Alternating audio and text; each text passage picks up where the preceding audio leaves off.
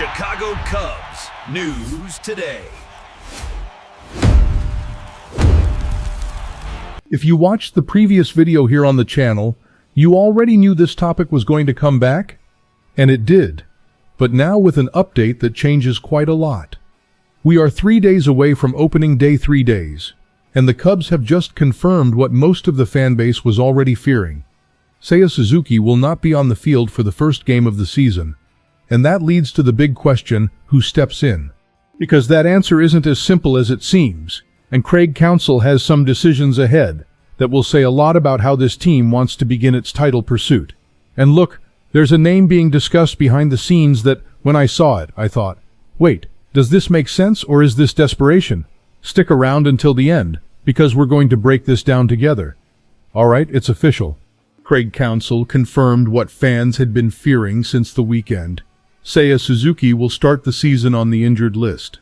The knee injury he suffered during the 2026 World Baseball Classic was serious enough to keep him out of opening day. And this isn't just any player we're talking about. Suzuki is the team's main hitter. He's the guy you want at the plate in high-pressure situations. And he won't be there on Thursday, when Wrigley opens its gates to face the Washington Nationals. Counsell also used the announcement to settle another open question. The final bullpen spot. Ben Brown secured his place on the opening day roster. Javier Assad, who was competing for that spot, was sent down to Iowa, the AAA team. In the end, Brown's performance in spring training carried more weight, and Assad still has 2 minor league options. So from a roster management perspective, the decision makes sense. The rotation is set with Matthew Boyd as the opening day starter, followed by Cade Horton and Shota Imanaga. The 4th and 5th spots are still open, with Justin Steele recovering from injury. But the real focus right now is the outfield, specifically right field, which just lost its owner. To understand how big this problem is, you need to remember who Suzuki is for this team. He's not just a hitter, he's the guy who gives depth to the lineup. When he's healthy, the Cubs have an offense that scares any pitcher. Without him, the pressure shifts to others, and the team starts the season already at a deficit. And the timing couldn't be worse. The WBC. This tournament has become an ongoing debate among fans. Is it worth the risk of losing players for opening day? Well, this year the Cubs are answering that in the worst possible way. Suzuki went to represent Japan, got hurt, and now Chicago begins its quest for its first title in a decade without its main bat in the lineup.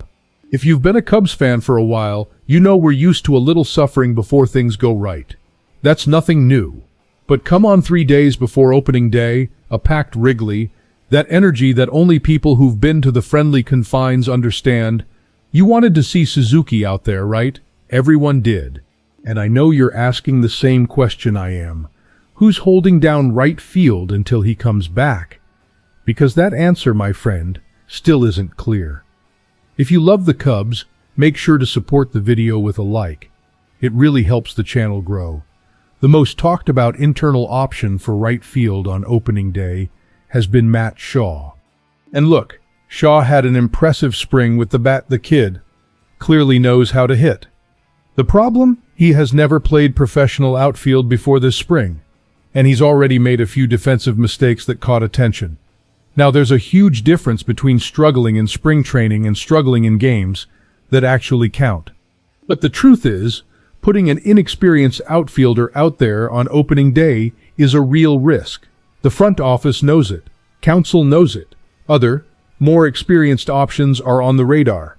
Michael Conforto, Chas McCormick, Dylan Carlson, and of course Kevin Alcantara, who has shown real potential. But none of these solutions truly replace what Suzuki brings to the lineup. Here's where things get interesting. There's been some buzz behind the scenes, and this is still speculation, that the Cubs could target Mark Vientos from the New York Mets as an emergency solution.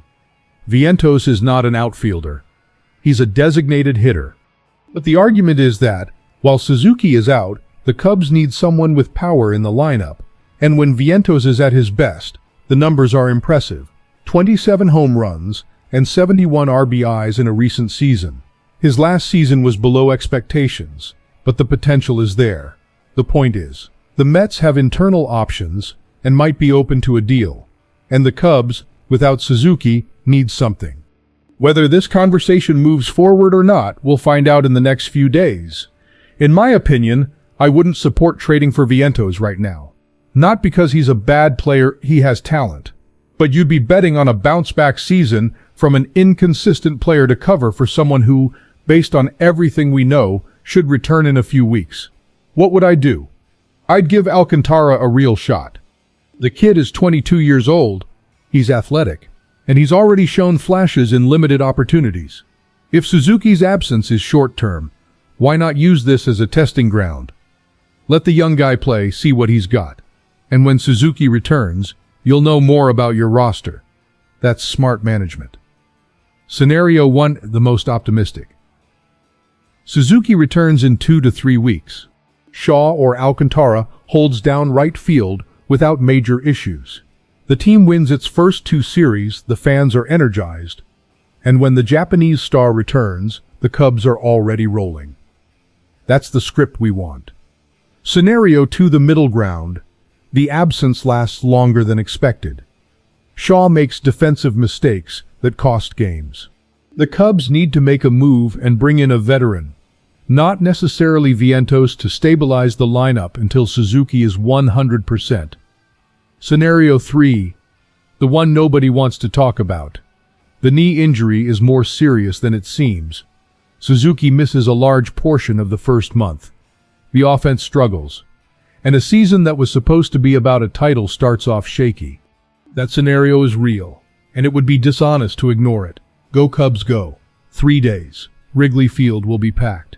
Matthew Boyd will take the mound, and the fans will sing even without Suzuki on the field. Because that's what we do. We show up. But between us, here on the channel, among fans who follow this team closely, this injury matters. Suzuki is not replaceable. And the next few weeks will say a lot about how this group responds to adversity. Because championships aren't won in April, but confidence is.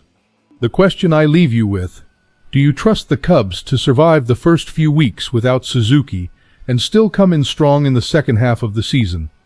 Let me know in the comments. I want to hear what the fan base is thinking. Fly the W always.